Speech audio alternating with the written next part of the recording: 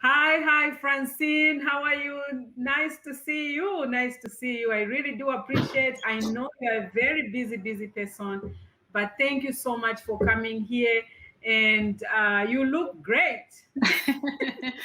Thank you. No, thank you for having me. I'm very excited to be here, and it was so I'm so interesting to. excited to see you. This is my sister, guys. She's gonna tell you what she does.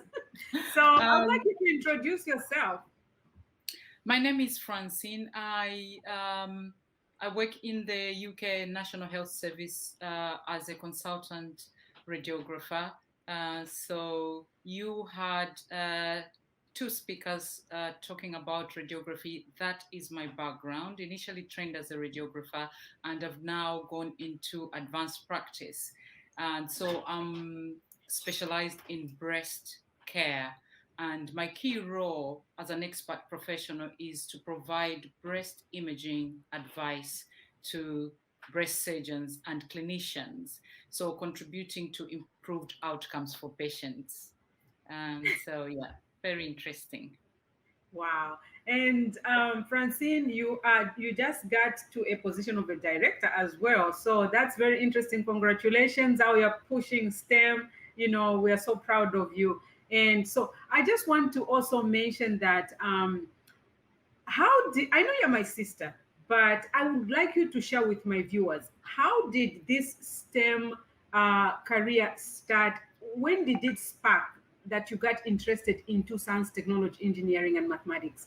Could you just share with my viewers? Yeah, yeah. I mean, most speakers here have talked about when they were young and what they were interested in. It's quite similar, actually. So always intrigued and interested in solving problems, whether it was with friends in the playground or with my family. So I was always curious about how the human body works, and I think that's what took me into anatomy and physiology because of the connection between everything.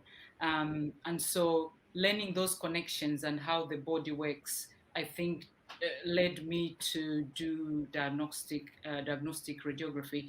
But when I came over to the UK, I went into breast services. So it's still radiography, but specializing in breast care. And so I learned to do breast clinical examinations. I learned to do breast ultrasound. I learned to do interventional techniques and also interpreting images about breast x-ray. So in other words, you could say a baby doctor. So it's all the things that the doctors do, but a Yes. radiographer goes to learn and do, because they do encourage advanced practice here and raw extension. And what it means now is that not only violent about radiography and mammography, which is breast care. I now hold my own clinics and actually have got you are assigned patients, and they actually, they see me first. So from consultation to checking what is going on with their breast when they have got complaints. If I'm worried about something, I examine the breast and check with ultrasound. If worried, take a tissue sample and send it to pathologist to have a look. And if anything is concerning there, I'll then guide the breast surgeons and say, look, this is where you're going, this is how deep the lesion is, so you can approach it in a certain way and take it out. So in surgery, the breast surgeons are well informed. Wow, that is loaded. And very interesting, very interesting. Wow, that's really interesting.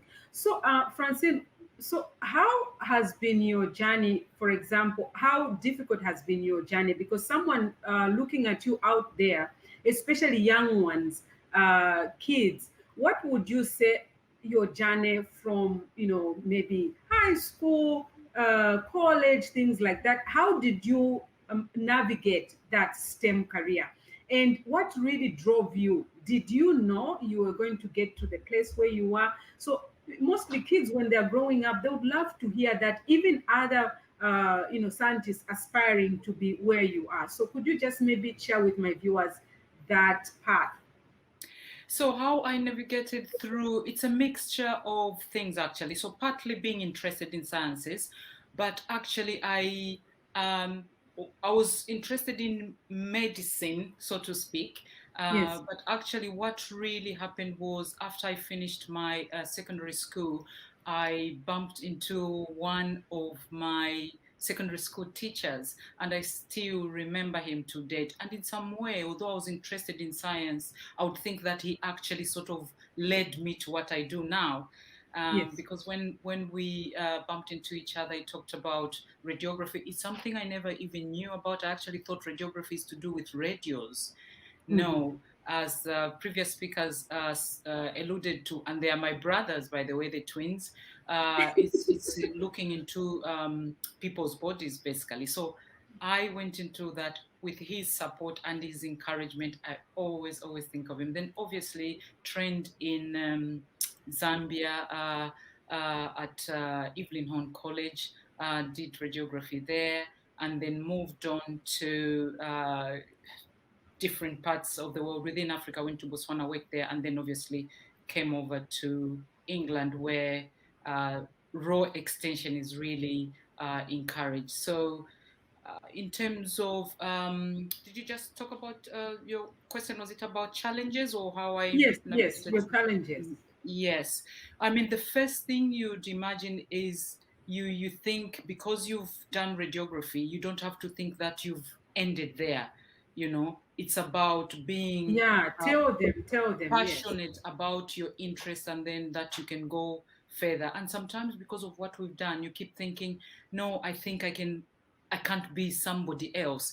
But actually with raw extension, you find that there's no limit to what you can do. We all enter STEM at different angles and at different levels. And Yes. in the end, you all do the same thing. What is important is uh, providing the best care to patients, and it Mm-hmm. can come from different angles. If we're all waiting for just doctors to do something or just nurses to do something, the world will be short staffed. But now Yes. you've got everyone doing the same thing for the uh, interest of the patient. And so I'm in this incredible profession, and what I do puts me in a position to support or advocate for people to go into this and learn more, basically. Um, so, really, really interesting. Wow, wow, wow, wow. That's so interesting. Thank you so much, Francine. And what would you say to a girl growing, boys growing? What would you say to them?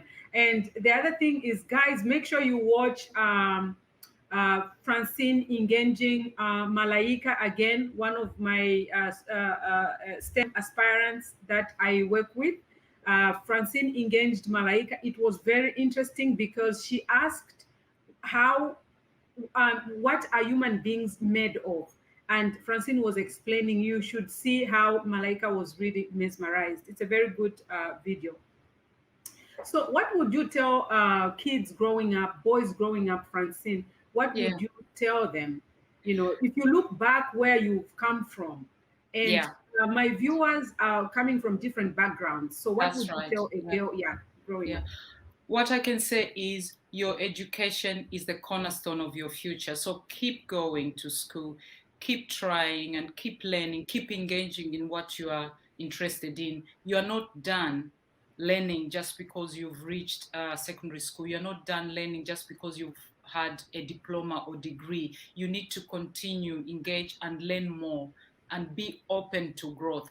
It may not happen immediately, but there's always an opportunity, there's always potential to really thrive um, after. So keep keep going.